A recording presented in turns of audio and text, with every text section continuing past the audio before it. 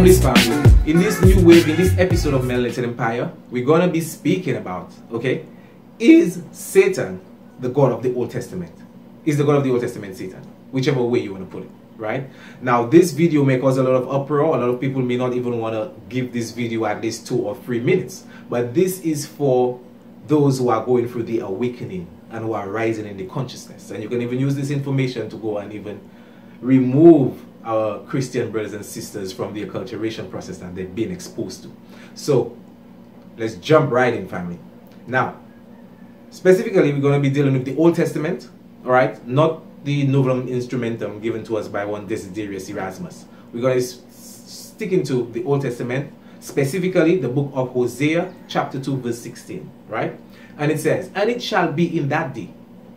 And before I go on, let me just say, most people acknowledge the God of the Old Testament to be Yahweh, right? And they take him as a righteous God and what have you, okay? So this basically in Hosea is Yahweh speaking. And he said, right? "And it shall be in that day that you shall call me Ishi." He's speaking to the people. "And it shall be in that day you shall call me Ishi, and no longer Bali or Balai," right? B-A-L-I. We're going to be having a look at that Balai, right? So if you go in any concordance, family, or any Christian apologetic would actually break that down to you and tell you Ishi actually means my husband. So God is basically saying you're going to now refer to me as my husband and no longer as Baali. And they translate Baali as in my master. Alright? So God doesn't want the title of my master anymore. He wants the title of my husband. But then why not just say that? Why speak in that language? And also the Bible, I mean, there are many instances where I can see the word husband, right? The word husband and the word master. So why not put it there? Okay? So when we have a look at this, right? Ishi means husband and Bali or Balai means master. Balai is a derivative from a root word called Baal. And Baal means master. Baal also means Lord. And a lot of my Rastafarian bedrooms is actually familiar with another word called Adonai. Okay? Or some say Adoni or what have you. But Adoni or Adonai means Lord, means master, is also Baal. So the Rastafarian bedrooms they would be, hey, my Lord, would you really want to say my Baal? So why was Baal put there and why not just master? Right, family? So when we have a look at the word Baal, in theological sources, Baal is linked up to Belzebub. Okay? Because we have said many times in our videos, to get the root and understanding of words, right? You can interchange vowels, family. So the double A in Baal could be interchanged with Baal, with the double E. Okay, so we would get Baal, and Baal is the beginning, okay, of the word Belzebub. So who is this Belzebub character? Belzebub is a Philistine god formerly worshipped at Ekron and taken on by the Abrahamic religions, being Christianity, Judaism, and Islam, as a major demon. So if you have to read any source, family, it will tell you that Belzebub is a major demon, and Belzebub has been linked to Satan or the devil. You understand? So that is the link up we're showing you. You shall no longer call me Bali or Balai. Why were we calling you Balai in the first place, God? Even though you try and say it means my master, you could have put my master there really, because there are many instances where master appears in the Bible. So for you to put Bali, that is symbolism right there. Signs and symbols are for the conscious mind. Okay? So Bali or Balai, the root would be in Baal. We have shown Baal is linked to Belzebub, who, might I add, in Demonology, which is still a religion, and it has its own religious corpus, which is its book, which is also written by the same one which authorized the book referred to as the Holy Bible. I'm referring to one King James. So King James gave us the Holy Bible. He actually wrote the book called Demonology. And in Demonology, Belzebub is one of the 7, right? One of the 7 forces, or one of the first 7, he's in the first 7 they're of the chief angels of Satan or manifestations of Satan, family. You check what I'm telling you? So, Baal, Belzebub is actually Satan. In classical sources, it will even say that Belzebub is synonymous with the Greek god Kronos and the Roman god Saturn. We have broken down that Kronos is Saturn, right? Being father time. When you check time, it can still break down into the 3 sixes, right? We do know that we have those triple sixes within us being the carbon molecule family. 6 protons, 6 neutrons, 6 electrons. We know this, okay? That is where we get the understanding that we are that God and that devil, if you may, because it's just a polarity of energy, okay?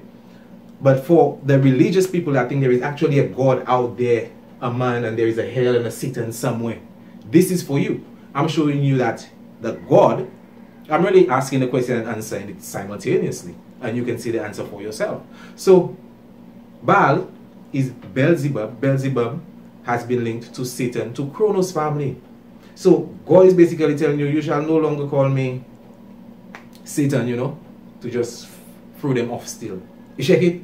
And you shall now call me Ishi, or my husband. You check it? So you must be saying, but to me or to you, you have actually come across a Belzebub as well. And yes, you have.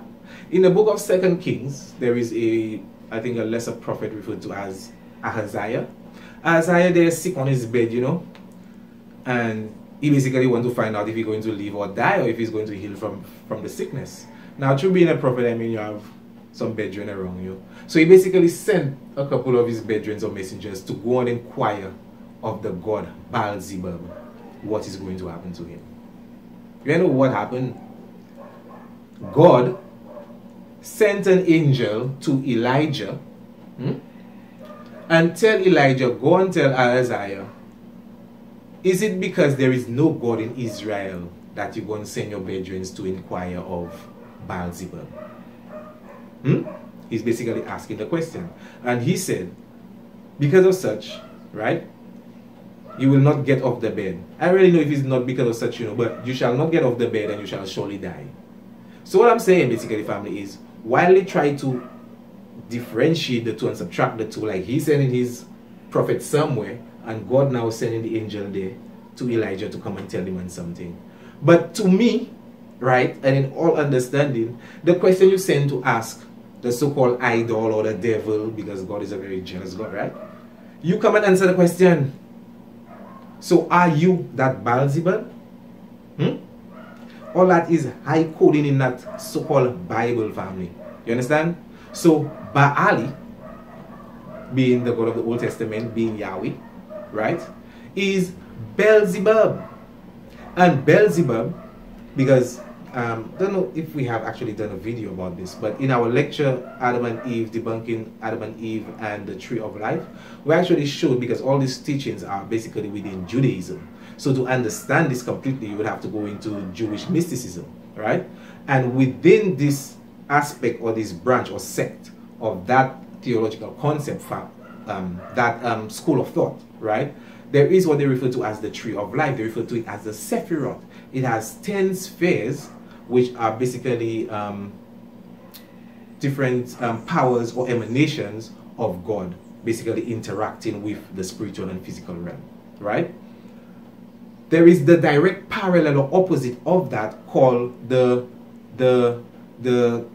Qliphoth, okay? Qlithoph, something of that sort. The family can check it out, right?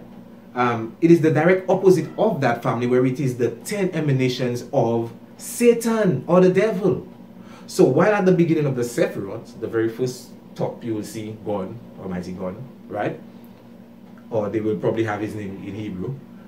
On the Sephiroth, on the Qliphoth, you will actually see Moloch and Satan. And the second sphere on that Qliphoth family is Belzebub. So I not just come in and say, we're like, oh, Belzebub is Satan and that link up. And I'm actually showing you where you can go and research and check this out, family. So that alone should actually make you question that religious corpus. You understand?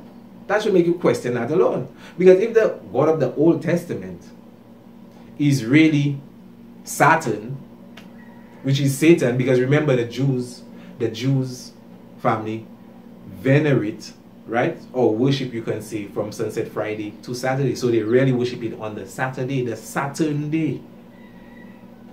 Okay? Let's not forget they wear the morning devotional prayers in that black box that they wear on their head. I just forget the name right now. Right? And we have showed this Satan worship in the other religions, family. So what Melanated Empire, what we are bringing to you there, you have to really sit back and watch and say, what? You understand? So the God, the Nether, is you and everything around, the cosmos, the wind, the air, the water, the plants, everything that have life, family, and contribute to your existence. And having said that, family, is Satan the God of the Old Testament? I really think so. Peace, love, and